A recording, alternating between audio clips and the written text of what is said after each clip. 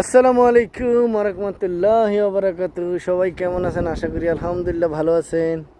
এই যে আমরা এখানে গ্রিন হাউস বানাইতেছি একটা, আমাদের কপিলের এখানে অনেক বড় গ্রিন হাউস। মানে এখানে আপনার ফুল, তারপরে ফ্লাওয়ার, এরপরে আপনার মনে করেন টমেটো, কালা বেগুন, মানে নার্সারি আর কি।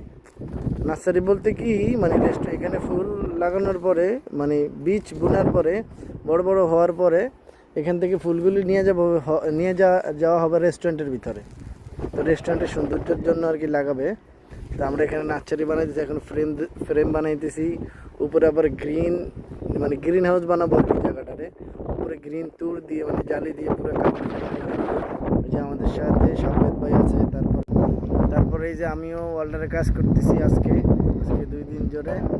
ওই যে আছে আমাদের সাথে আরও একজন আছে, ওই যে উনিও কাজ করতেছে।